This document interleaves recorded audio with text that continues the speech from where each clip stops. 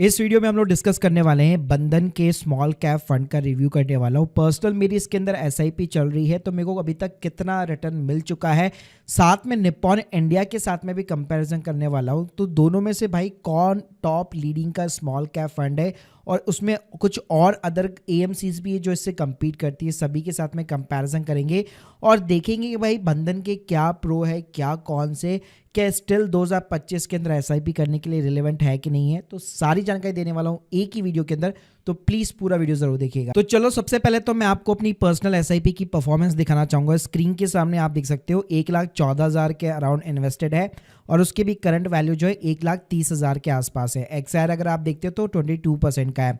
अगर मैं अपनी इन्वेस्टमेंट जर्नी की बात करूं, लास्ट ईयर से स्टार्ट किया था जब 2024 के अंदर 4 जून को जब मार्केट क्रैश हुआ था, सीधा 50,000 रुपये डाला था और उसके बाद में कंटिन्यूसली इसके अंदर 5,000 रुपये पर मंथ की एसआईपी चल रही है। अब देखो इस फंड के अंदर सबसे पहले अगर मैं फंड साइज की बात करता हूं तो अच्छा खासा 10,000 करोड़ के आसपास का डिसेंट फंड साइज है। तो अगर आप इसका एयूएम साइज की अगर आप ग्रोथ भी यहाँ पे सिंपली तरीके से देखना चाहो तो स्क्रीन के सामने आप देख सकते हो लास्ट ईयर मई 2024 के अंदर सिर्फ 5,000 करोड़ का केवल एयूएम साइज था और आज की डेट में अगर आप देखोगे भाई तो ऑलमोस्ट ये डबल हो चुका है। इसके साथ में भाई एक्सपेंड रेशियो की बात करो तो 0.39% का एक्सपेंड रेशियो, जबकि पूरी कैटेगरी एवरेज का 0.65% है, तो ये भी काफी अच्छा है। इसके साथ में भाई यहाँ पे फंड को अगर मैं रेटिंग्स की बात करूँ तो मैं भाई दो यहाँ पे जो क्रेडिट जो रेटिंग एजेंसी उनको बड़ा ही मानता हूँ।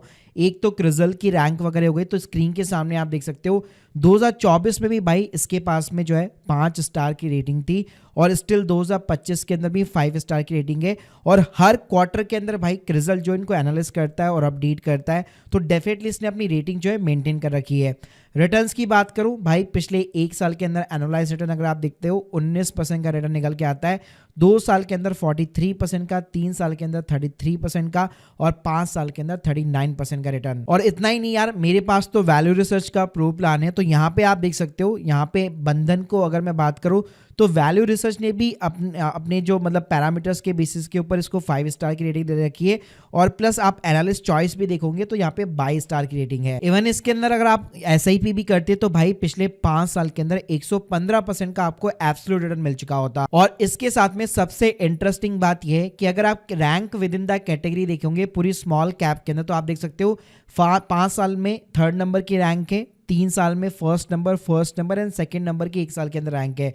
तो पिछले 5 साल में इसकी रैंकिंग भी काफी अच्छी खासी रही है। इसके साथ में गाइस अगर आप ईयर वाइज भी यहाँ पे रिटर्न देखते हैं कि कभी क्या इसने नेगेटिव के अंदर रिटर्न निकाल के दिया है, तो भाई 2022 के अंदर ये -4% गया था, जबकि आप कैटेगरी एवरेज देखोगे तो ऑलमोस्ट पॉजिटिव के अराउंड गया था। तो जो Q2 था 2022 का, जब यहाँ पे पूरा जो स्मॉल कैप था वो -7% था, तो ये काफी अच्छा खासा -11% के समथिंग नेगेटिव गया था। बाकी गाइस 2023 और 24 के अंदर इसकी डिसेंट यहाँ पे पॉजिटिव ग्रोथ रही है और 2025 के अंदर बात करो तो सेकंड क्वार्टर के अंदर यहाँ पे अच्छा खासा ऑलमोस्ट कैटेगरी एवरेज के बराबर ही रिटर्न कमा के दिया है। जबकि अगर आप Q1 के अंदर देखोगे तो काफी अच्छा खासा यहाँ पे डिसेंट गिरा भी है, जबकि कैटेगरी एवरेज अगर आप देखोगे तो -3% का है। तो भाई अगर आप इसके वर्स्ट क्वार्टर भी देखते हो तो कैटेगरी एवरेज पूरी जो स्मॉल कैप कैटेगरी है बेसिकली वो जितना गिरती है भाई उससे ज्यादा ही जो है ये फंड आपको जो है ड्रॉ डाउन के अंदर देखने को मिलता है। अब देखो इसके अंदर अगर मैं टॉप होल्डिंग्स की बात करूं तो मोस्टली यहाँ पे अगर आप देखोगे स्मॉल कैप के अंदर शोभा रियल्टी हो गया, एलटी फूड्स वगैरह हो गया, साउथ इंडियन बैंक्स हो गया, चोलामंडलम, पीसीबीएल,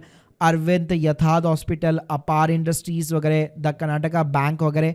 और अगर आप पूरा सेक्टर वाइज एनालिस करो तो मोस्टली जो पूरा पार्ट है ऑलमोस्ट 20% वो फाइनेंशियल है। बाकी यहाँ पे 14% जो है कंज्यूमर रिलेटेड कंपनीज है, फिर हेल्थ केयर आ गया, मटेरियल आ गया, इंडस्ट्रियल और फिर रियल एस्टेट वगैरह है। और पिछले 3 सालों को अगर आप रिस्क रेशियो देखते हैं तो यहाँ पे आपको वॉलेटिलिटी भाई हाई मिलने वाली है डेफिनेटली। जैसे मैंने आपको दिखाया कि भाई बहुत बुरे तरीके से भी गिरता है ये, तो यहाँ पे जितना आप बेसिकली यहाँ पे रिस्क उठा रहे हैं तो at least tenure ratio Jason alpha देखेंगे पिछले 3 साल का तो वो आपको पॉजिटिव देखने को मिलेगा। और उसके साथ में भाई किसी भी फंड मैनेजर का काम होता है कि एटलीस्ट मैं अपने जो इंडेक्स बेंचमार्क है उसको तो बीट करूं।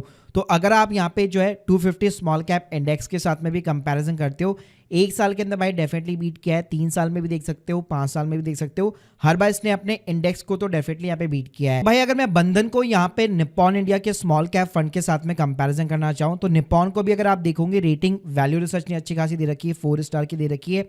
अगर यहाँ पे बेसिकली मैं रिटर्न्स की यहाँ पे बात करता हूँ तो 1 साल के अंदर जहाँ पे बंधन ने 19% के समथिंग का निकाल के दिया है, वहीं पे अगर आप निप्पॉन वगैरह देखोगे तो सिर्फ 5% के समथिंग है। लेकिन पिछले अगर आप 3 साल में या 5 साल में भी कंपेयर करते हो बेसिकली, तो डेफिनेटली निप्पॉन को ये ऑलरेडी बीट कर चुका है। साथ में गाइस यहाँ पे अगर मैं बंधन को जो है निप्पॉन के साथ में कंपैरिजन करना चाहूँ, क्योंकि निप्पॉन को भी 4 स्टार की यहाँ पे रेटिंग दे रखी है और काफी अच्छा खासा फंड ये भी माना जाता है। यहाँ पे भी अगर आप देखोगे तो नेट जो असेट्स है, मतलब जो एयूएम साइज है, वो ऑलमोस्ट जो है 5 गुना के समथिंग है, 58,000 करोड़ का है। प्लस यहाँ पे अगर आप एक्सपेंड रेशियो देखोगे तो 0.68 का है। प्लस बंधन को इतना ज्यादा टाइम नहीं हुआ है, सिर्फ 5 साल हुए हैं, इसको ऑलमोस्ट 10 साल को ये अपने आप को क्रॉस कर चुका है। और रिटर्न्स भी अगर आप देखते हो तो भाई 1 साल के अंदर यहाँ पे definitely as compare to the Bandhan कम निकाल के दिए, लेकिन 5 साल में अगर आप देखते हो तो 41% का यहाँ पे सीएजीआर देखने को मिलता है निप्पॉन के अंदर। और 10 साल में या 7 साल में भी अगर आप देखते हो ऑलमोस्ट 20% के ऊपर का सीएजीआर देखने को मिलता है। और इसके साथ में भाई अगर आप नेगेटिव रिटर्न्स भी देखते हो ना, तो निप्पॉन ने भाई 2022 में, जहां पे मैंने बताया था यहाँ पे बंधन जो है नेगेटिव गया था, यहाँ पे इसने भाई पॉजिटिव के अंदर रिटर्न्स बेसिकली निकाल के दिए थे।